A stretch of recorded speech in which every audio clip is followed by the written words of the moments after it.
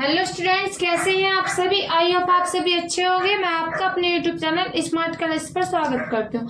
आइए आज हम क्लास 11th के मैथ के फर्स्ट चैप्टर के बारे में पढ़ते हैं। देखो, जो हमारा फर्स्ट चैप्टर है वो है हमारा समुच्चय। समुच्चय को इंग्लिश में बोलते हैं सेट। इससे पहले वीडियो में हमने आपके क्लास के सिलेबस के बारे में बताया था। जिन बच्चों ने सिलेबस की वीडियो नहीं देखी है, पहले आप सिलेबस की वीडियो देखिए, उससे आपको ये समझ आ जाएगा कि हमें अपनी 11th क्लास में हमें कौन से चैप्टर पढ़ने हैं और कौन से टॉपिक्स पढ़ने हैं। तो जिन बच्चों ने वीडियो नहीं देखी है, उस वीडियो का लिंक इस वीडियो के डिस्क्रिप्शन में आपको मिल जाएगा। चलिए हम चैप्टर की बात करते हैं। चैप्टर है हमारा समुच्चय। देखो, जो हमारा समुच्चय है उसको इंग्लिश में बोलते हैं सेट। तो सबसे पहले हम समुच्चय ही समझेंगे कि हमारा समुच्चय क्या होता है। देखो, समुच्चय होता है एक सेट। तो कोई भी वस्तु हो, ठीक है, कोई भी चीज हो, कोई भी वस्तु हो, उसमें कपड़े हो गए, ठीक है, और संख्या हो गई, पेन पेंसिल, मतलब ये सब वस्तुएं आ गई। तो जो भी वस्तु है उनका हम एक सेट बना दें, ठीक है, मतलब कि ग्रुप समूह बना दे उनका। ठीक, चलो इसकी परिभाषा देखते हैं। वस्तु को सुपरिभाषित संग्रह को समुच्चय कहते हैं। हमने क्या लिखा है, वस्तुओं को सुपरिभाषित संग्रह को हम समुच्चय कहते हैं। तो सुपरिभाषित संग्रह का देखो मतलब क्या है। सुपरिभाषित संग्रह का मतलब है कि जो संग्रह है मतलब वो व्यक्तियों के अनुसार ना बदले।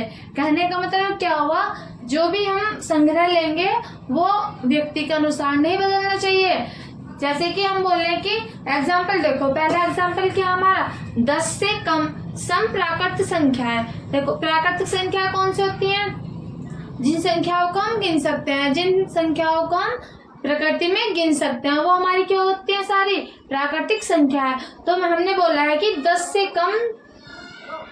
कम सम प्राकृतिक संख्या है, ठीक है। तो कौन सी हो जाएंगी, 2, 4, 6, 8। देखो, जो सेट होता है, जो इसको हम प्रदर्शित करते हैं वो इस वाले ब्रैकेट से करते हैं, ठीक है। तो जो भी इसके अंदर होंगे, ये जो हमने लिख रखे हैं ना 2, 4, 6, 8, इनको हम अवयव बोलते हैं, ठीक है, अवयव। तो जो भी हम सेट के अंदर लिखेंगे, जब भी हम सेट का साइन लगाएंगे, सेट का साइन होता है ये, इसको बोलते हैं मंझला ब्रैकेट, ठीक। तो जो भी इसके अंदर अवयव होंगे वो हमारे समुच्चय कहलाएगा, ठीक। फिर है हमारा अंग्रेजी वर्णमाला के स्वर। तो देखो, अंग्रेजी वर्णमाला में हमारे 26 अल्फाबेट्स होते हैं। तो लेकिन हमें इसमें कंडीशन दी है कि अंग्रेजी वर्णमाला के अनुसार स्वर लिखिए। तो स्वर कितने होते हैं अंग्रेजी वर्णमाला में, 5। कौन कौन से, A-E-I-O-U। देखो, इसको ना मैं बदल सकती हूँ ना आप बदल सकते हैं, मतलब कि कोई भी नहीं बदल सकता, कोई भी व्यक्ति नहीं बदल सकता। और हमने डेफिनेशन में लिखवाया है कि वस्तुओं के सुपरिभाषित संग्रह को समुच्चय कहते हैं। सुपरिभाषित संग्रह का मतलब जो व्यक्ति के अनुसार ना बदले। जैसे कि एग्जाम्पल फर्स्ट लिया था हमने कि 10 से कम सम प्राकृतिक संख्याएं। तो 10 से कम कितनी हो जाएगी प्राकृतिक संख्याएं, 2, 4, 6, कितने हो गई, 4। फिर हमने लिखवाया एग्जाम्पल में अंग्रेजी वर्णमाला के स्वर ओनली 5 होते हैं। यदि व्यंजन बोलता तो व्यंजन कितने हो जाते हैं हमारे, 21। और यहाँ पे बोला ओनली स्वर। देखो, ना इसको मैं बदल सकते ना ही आप। तो जो हमने परिभाषा में ये लिखवाया है कि जो किसी भी व्यक्ति के अनुसार ना बदले, वो क्या होता है, हमारा समुच्चय। फिर देखो, 12 के अभाज्य गुणनखंड। गुणनखंड तो आपको सभी को आते होंगे करने। देखो, 12 के अभाज्य गुणनखंड क्या होते हैं, 2 और 3। 2 और 3 देखो क्यों होते हैं। जब 12 के हम गुणनखंड करेंगे तो 2 × 12, 2 × 3 = 6 और 3 × 3। अवयव तो इसमें 2 ही आ रहा है ना, एक तो 2 आ रहा है, एक 3 आ रहा है। तो इसमें जो गुणनखंड होंगे इसके क्या होंगे, 2² 3। अवयव कितने इसमें, 2। तो ये किसका सेट हो, इन सब को क्या बोलते हैं हम, सेट बोलते हैं, ठीक है। एक बार और देखिए समुच्चय की परिभाषा। वस्तुओं को सुपरिभाषित संग्रह को हम समुच्चय कहते हैं, ठीक। तो वस्तु में इसमें कुछ भी आ सकती है, संख्याएं आ जाएंगी, कपड़े, पेन पेंसिल, ठीक है, कुछ भी आ सकता है, फोन, बोर्ड, ये जो ब्लैक बोर्ड दिख रहा है ये भी सब आ सकता है। लेकिन वो ऐसी होनी चाहिए जो हमारे व्यक्ति के अनुसार ना बदले। अब देखो, मैं आपको एक एग्जांपल और बताती हूँ। देखो, ये भी समुच्चय हो गया, ये भी समुच्चय हो गया, ये भी। मैं बोल दूं कि 5 जानवरों के नाम बताओ,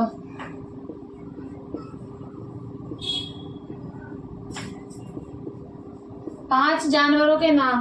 तो 5 जानवर, ऐसा तो है नहीं कि इस दुनिया में सिर्फ 5 ही जानवर है, जानवर तो बहुत सारे हैं, लेकिन इसमें बस ये बोल रहा है कि 5 जानवरों के नाम। तो मैं कुछ और लिख सकती हूँ, आप कुछ और लिख सकते हैं, और दूसरा व्यक्ति कुछ और लिख देगा, तो सबके एक जैसे तो आएंगे नहीं, तो ये हमारा समुच्चय नहीं होगा।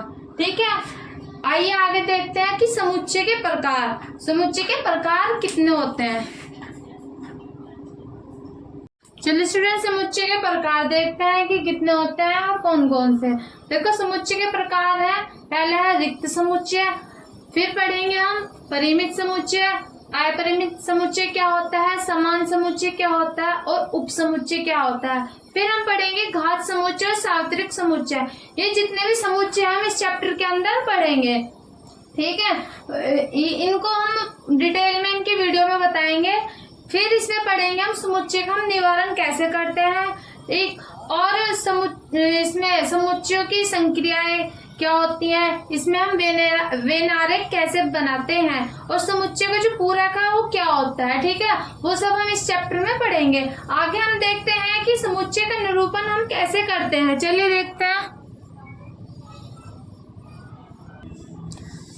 देखते हैं समुच्चय का निरूपण हम कैसे करते हैं। ठीक है, इसमें देखो 2 विधि हैं।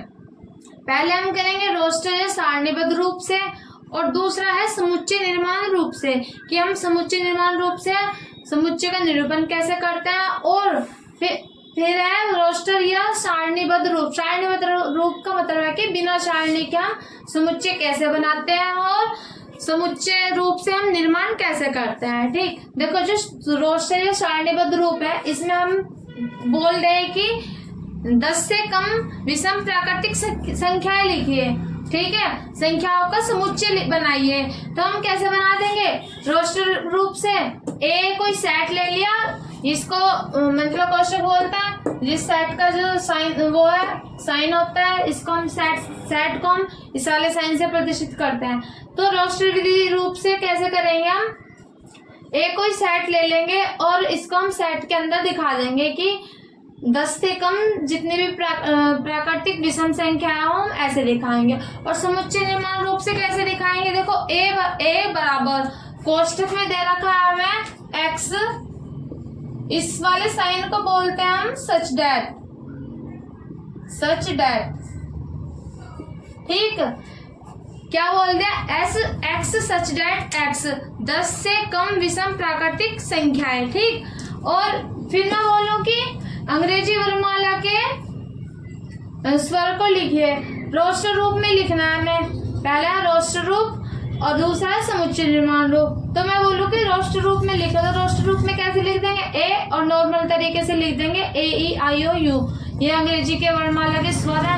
और मैं बोलूँ कि समुच्चय निर्माण रूप से तो कैसे लिखेंगे, ए बराबर एक्स सच डैट एक्स, अंग्रेजी वर्णमाला के स्वर। ठीक, आई होप आपको समझ आ गया होगा। चलिए इसके आगे देखते हैं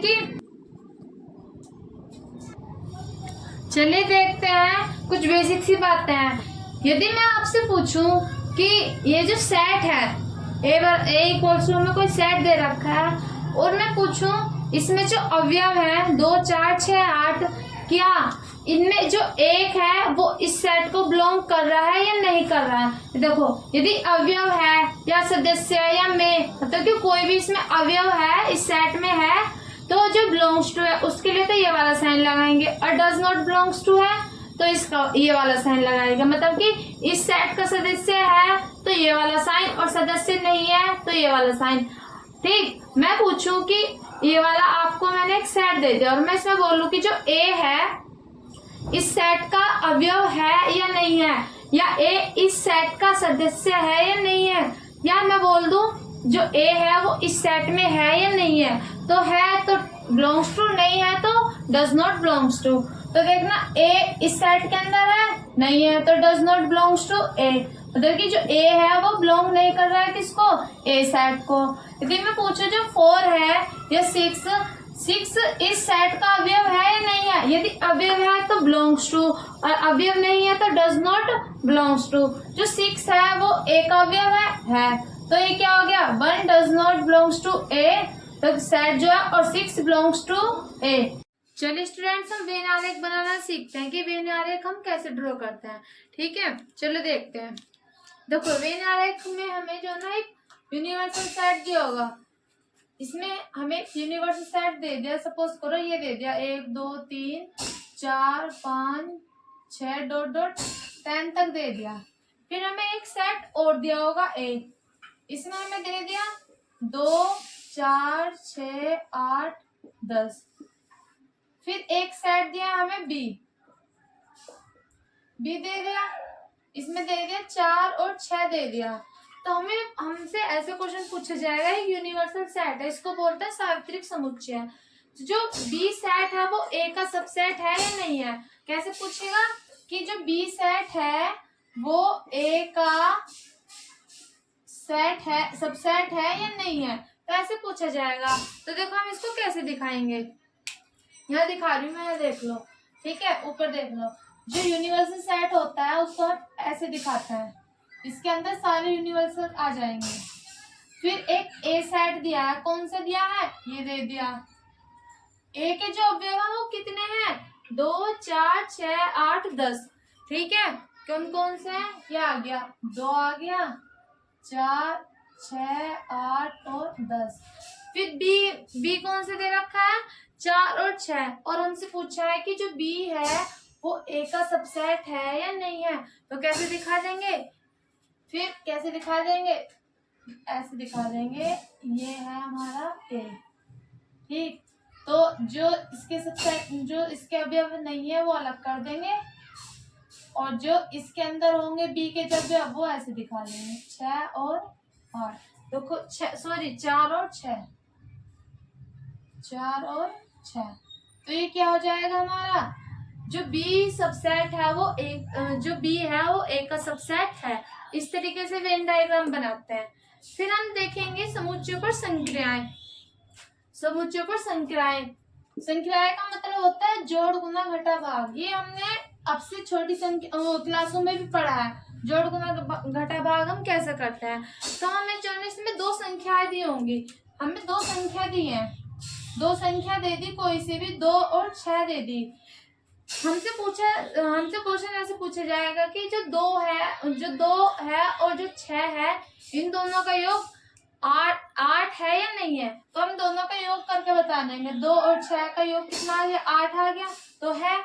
फिर क्वेश्चन पूछे कि जो 2 है और 6, इन दोनों का गुणनफल 12 है या नहीं है, तो है। तो ये क्या है, हमारी समुच्चय पर संक्रियाएं। फिर हम देखते हैं समुच्चय का पूरक। पूरक का मतलब कि कॉम्प्लीमेंट, जो ए सेट है वो बी का कॉम्प्लीमेंट है या नहीं, मतलब कि पूरक है या नहीं है। तो इसमें हमें 2 सेट दिए होंगे। एक सेट हो गया हमारा ये 2 4 6 और 8। फिर दूसरा सेट दे दिया हमें 6 8 10 और 12। हमसे पूछा जाएगा कि जो ए है वो इसका पूरक समुच्चय, बी का पूरक समुच्चय है या नहीं है। तो देखो, जो इसमें एक जैसे आएंगे उन्हें एक बार लिखेंगे, और जो नहीं आ रहे उनको भी लिखेंगे, उनको एक बार लिखेंगे, जो 2 बार आ रहे उनको एक बार लिखेंगे। तो 6 आ रहा तो 6 लिख देंगे, 8 आ रहा एक बार लिख देंगे। फिर जितने भी अब बचे उनको भी लिख देंगे। इसमें कौन कौन से बचे, 10 बचा और 12 बचा। ठीक है, इस तरह से हम बताते हैं कि जो ए है वो बी का पूरक समुच्चय है। चलिए आगे हम देखते हैं, कुछ इंपॉर्टेंट सेट हैं उनको पढ़ते हैं हम लोग।